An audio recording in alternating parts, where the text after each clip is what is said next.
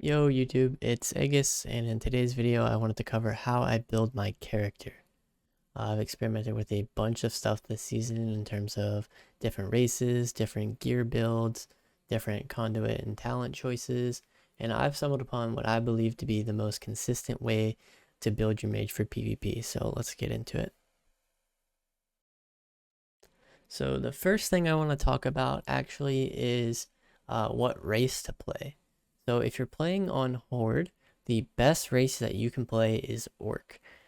This is because you gain Blood Fury, which is basically just a DPS trinket such as this. It's basically just a badge, which is always nice to have that kind of just baseline. And also you get this passive ability called Hardiness, which makes the duration of stun effects reduced by an additional 20%. So you basically just sit less stuns and get an unused DPS trinket, which is just really insane. There's not really any racials that are better than this. The other race that you can play is Undead. This is primarily for the looks, for transmog, but also Will the Forsaken can be pretty nice into some matchups. So it's definitely also a viable race to play. You can definitely get high rating with either one, but Orc is by far better and going to be the best race for Horde. For Alliance, you're actually going to want to play either Night Elf or Human. So both have their advantages. From an RMP standpoint, I believe that Night Elf is actually a little bit better because you're not going to really be playing Human Relent into a lot of matchups as RMP, and the whole purpose of playing Human would be so that you could have the every man for himself racial ability, which would allow you to then take out this trinket here and put Relentless in, which if you didn't know, Relentless reduces the duration of incoming crowd control effects by 20%. So you would just play Relentless, but you would also have every man for himself, so you would still have a trinket to get out of stuns and such. So that's kind of the advantage that you would get from playing Human, which is really good if you play pretty much any other mage comp except Rogue Mage. As Rogue Mage, it is pretty important to have the unused trinket or this trinket, the medallion, to be able to get out of anything. So that's why I believe Night Elf is a little bit better. Meld is a really high skill ceiling ability. You can use it in a bunch of different ways. And one of the primary ways that it's being used at the moment is to actually meld Maledicts off. So if your healer is in a CC, you can actually just meld any Maledicts that are currently on you. So those are probably the two races that I would play on Alliance. Okay, so the next thing I want to cover actually is how to build your character in terms of gear. So I'm currently running a build right now that I haven't seen any other mage running, and I believe it is a really underrated build, and I run this into pretty much everything. I use this in every single queue session, and I think it is currently the best way that you can build your mage for playing RMP. So I'll go more into that in a second. First, I just want to cover the stat priority in case no one knows. You obviously want to get to 30% versatility and then dump the rest into haste. A lot of people ask like what should be the amount of haste that you strive for, and that number is going to be 28%. Basically, you want to aim for 28% because a lot of comps will actually run this Relentless trinket here. I'll show you again. Boom. Which reduces the incoming crowd control duration by 20%, which means that you can't actually DB sheep them. But with 28% haste, you are actually able to DB sheep a Relentless target. So that's why 28% is what you want to aim for, so that you can actually cross those targets with DB sheep. So a lot of what people are doing right now is they are running this trinket into some comps because it gives you the haste. But the thing that really sucks about this is that you are losing Maledict, which is super, super good in this current meta. So I've actually found a way that you can hit 28% haste while still being able to use Maledict. Uh, there's a couple different things here that allow you to do this. One is going to be Triune on the neck. So Triune on the chest, I have it here. Not 262, but you get the idea. You see how much haste that it actually gives you. It gives you about 79. 262 would be like a little bit more. And Triune on the neck actually gives you 137. So the only thing that you're losing is a little bit of int. So you're losing a little bit of main stat, which I believe that you can afford to lose. So yeah, you're losing a little bit of int, but you're gaining, what is this? Like 80 to 140. I mean, you're basically gaining 40 haste, right? So that is like a really, really large source of haste from Triune on the neck. The Stitch Flesh Ring is another large source of haste. You can even see mine is a 207 item level. This is just because I'm lazy, but you could farm out the current, because I got this last season in season 1. You could farm out the current one and you would have even more haste. And then here's another piece to the puzzle, are the boots from the auction house, the one that you can only wear one of, the BOEs. I see a lot of mages running the ring, but actually the best here to run is these boots. And a lot of what you're going to see on the auction house is going to be where it's half haste, half verse. I got super duper duper lucky on the auction house and found these, and that's what led me to this idea of trying to get 28% haste with Maledict.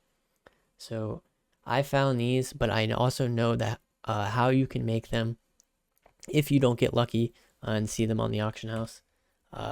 All you have to do is find a tailor or be a tailor yourself.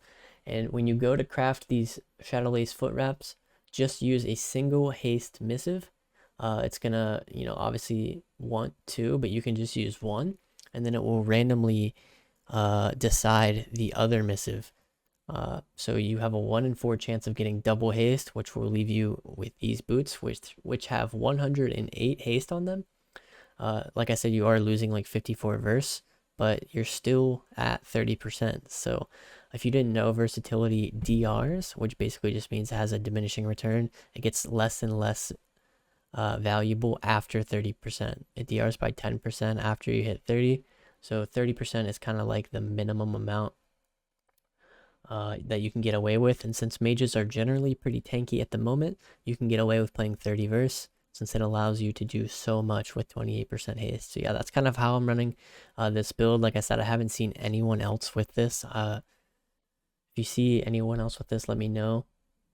But yeah, I just wanted to go over a couple more things. Just in terms of gear in general, is that you pretty much just run Mally into most things nowadays. Losing, I haven't really found a matchup where it's worth running the new BM trinket. If you didn't know what the BM trinket is, it's basically this, the emblem. You used to run this last season because you could do this really cool trick where you would BM and then alter time and then cancel your BM and then alter back, and it would heal you for basically that amount. But yeah, I don't know. I haven't really found a matchup where that is any good. Maybe jungle, I don't know. But yeah. And then for the weapon, I run the Sinful Revelation enchant. I think this is a little bit better than Celestial Guidance because it gives you that 6% damage, and it has a pretty high uptime and procs pretty easily. Maybe the only advantage of Celestial Guidance would be if you're if you have your bust up and you get someone's trinket and then you want to swap to someone else, that intellect is going to carry over. Whereas Sinful Rev might not proc right away if you swap. But I like having big dam on the goes where I know that, this guy is going to die if I just, have the damage for that go. And Sinful Rev is usually there to provide for that 6% dam. So that's what I run. I know most mages on the ladder right now are running Celestial Guidance, but I think a couple are running Sinful Rev, so really it's just personal preference in my opinion. I think the difference is pretty small between the two. Um, but yeah. Uh, by the way, an alternative for these boots, I forgot to mention, is maybe you could run, or you could get these boots from the raid. I'm not sure. They're not like way better. Actually, I wouldn't say they're better at all because they're a 70 haste uh, deficit, but it is just an option if you can't find these Shadowlands foot wraps. And keep in mind, I also only have 2 sockets, so you could potentially hit 28 without these boots if you maybe got the if you can only find the ones with haste and verse on them. Maybe if you had full sockets, you could still hit the 28 mark. One thing I forgot to mention is what enchants I'm running on my gear. So on your cloak, you're gonna want 20 stam and minor speed. On your chest, you just want the primary 30 primary stats, sorry. On your wrist, you're just going to take 15 intellect. And then I like to go double haste, obviously, because I'm trying to hit 28. And those are the only enchants that you can actually get on a cloth user. So yeah, those are just the enchants that I run. Okay, so next I actually wanted to go over my talents and why I'm running the current talents that I am. Um, so Firestarter is obviously really just kind of a lock in PvP. The main use of this is really for building Combust back. It allows you to basically just make sure that every single fireball crits, which gives you a kind of a, so basically a different way to explain it is that Pyrokinesis, Firestarter, and Kindling all have insane synergy, because if you can read Kindling here, it says your Fireball, Pyroblast, and Phoenix Flames critical strikes reduce the remaining cooldown on Combust. So this means if your Fireball crits, it reduces Combust by an additional 1 second. So you run this to make sure that your Fireballs are critting above 90% health targets. And then obviously Fireball also just reduced the cooldown of Combust. So a little trick that you can do is Fireball a target that has a Fleshcraft shield. This is going to be a pretty nice trick to be able to just get your bust back pretty quick. So yeah, just go this talent. It's the best. The next one is going to be Shimmer. Shimmer is obviously just insane. Allows you to blink cast. Pretty much needed in all 3v3 matches. There is a couple maybe niche situations in 2s where if you're playing like healer mage and you're fighting like rogue mage, then you could run Blazing Soul, which just gives you blink back, which means you can blink out of stuns. It's pretty nice. Yeah, maybe play this into some rogues in 2s, but never in 3s really, if as RMP. Rune of Power is obviously insane. These two just don't even come close. Rune of Power provides you a lot of damage on non-buscos by placing it down, and also a lot of damage on your busco as it drops one down here. If you didn't notice, it drops one below you. So it's just an insane talent. Always run this. Next talent is Flame On. This one is obviously just the best, again, because it gives you an extra Fire Blast charge and decreases the cooldown of them. So you never really ever run these two. This is just too insane. Ring of Frost is really good because it basically gives you polymorph on a different school. So if your rogue stuns for you, let's say this like a little lump here is the healer, you can ring, get kicked on it, and then sheep, right? Or you can sheep, let's say I'm casting it right now, this is my sheep cast, it gets kicked, you can have the ring already placed, and then you ring. So it basically just gives you 2 ways to polymorph people, which is always really good. Ice Nova's not really, or Ice Ward's not really that good, because your Novas just DR themselves, and Ring of Frost is just too insane. This isn't really good either. You never really cast Scorch. So I get actually a lot of questions about which one of these you should be running, and you want to go Living Bomb so that you can not press Living Bomb. So that's a little joke I make. Basically, this is the most useless talent row in the history of World of Warcraft. This is awful. It'll break CC. The The only thing you use Flame Strike for is to keep rogues in combat behind a pillar, or you can slow them. In case you didn't know, Flame Strike does have a slow effect. You can see down there, reducing their movement speed by 20%. This is really bad because when you fireball, it will explode, doing AoE damage, which will break CC. And Living Bomb also breaks CC, but you have the option to not press it. So it's the only one that doesn't break CC because you can just not press it. The only thing that this maybe has a use for is for keeping rogues in combat. Like I said, you can occasionally just put this on them if you're trying to stop a re. Anyways, Kindling is going to be the lock-in here. It's just, it gets your bust back way quicker. Bust is your win condition. You'll have more win conditions. You have more chances to win the game. Kindling is just really, really freaking good. And this is basically in a 3's perspective. In 2's, sometimes I would run Meteor if it's a game that's going to be under 2 minutes long. Like into most double DPS that aren't hybrids, because basically hybrids in this point in 2v2 are healers. So don't really run it into like hybrids. Even though it is a double DPS match, it's really not. Most hybrids are healers at this point. But anyways, for PvP talents, something in the could be said about Pyroclasm too.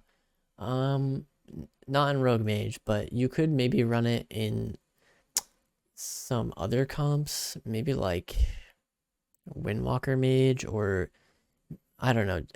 It's just like a kind of a YOLO talent. It's kind of like GPI, you know?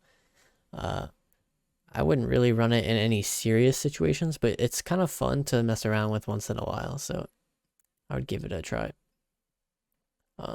Pyrokinesis is a lock for any 3v3 match. Your fireball reduces the cooldown of your bust. I mean, this gives you the ability to literally farm combust back. You can just sit there and spam fireballs and you'll have bust in a minute. So always take this. Tinder is really good. I pretty much always take this as well. It makes your damage rotation flow very nice, and you can start your damage rotation with fireball a lot. Obviously watch if they have kicks, and this also synergizes really well with Firestarter, Kindling, and Pyrokinesis as well. This third row is kind of the one that you have some wiggle room with. You can run Ring of Fire, you can run Flame Cannon, you can run Netherwind Armor. This is all talking about 3's, by the way. These are really the only 3 I would ever run. Ring of Fire, Flame Cannon, or Netherwind. It really just depends on what you're facing. Ring of Fire is gonna kind of be what you run most of the time, but there is something to be said about Flame Cannon too. I personally dislike the playstyle that comes with Flame Cannon because I find that I want to like purposely stand still more, and it feels really uncomfortable in times that maybe I want to like pre-kite the go or do something like that. Instead I'll just stand still, and then we end up losing because I'm in the middle of the map. I don't know. I'm not really a fan of this talent because I don't like the way that it makes me play differently. But maybe you can find some success with it. And then Netherwind Armor is decent as well if you want to be a little bit tankier. It's not that much, but it might help if you find yourself dying into something and also not pressing Ring of Fire ever. You could maybe just substitute that out for that. But most of the time it'll just be Ring of Fire in 3's. You can play GPI into a lot of stuff in 2v2, and it's probably pretty good. So yeah, I would run GPI into 2's in some matchups if you're playing Rogue Mage. World in Flames, Controlled Burn, and Prismatic Cloak.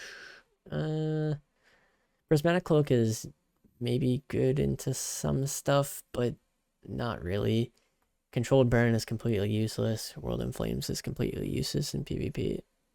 Yeah, that's enough about the talents. I'll move on to the conduits now. Okay, so next I wanted to cover conduits. So for conduits, first of all, I just want to say that these are laid out. These are laid out in a way that is intentional. So for example, this is a finesse conduit and this is a finesse conduit. I have grounding surge here for a reason and flow of time down here for a different reason. So it's not like I'm just placing them here, for no reason. I have them laid out this way, like I said, for a reason that I will explain right now. So grounding surge and diverted energy both here as your first one.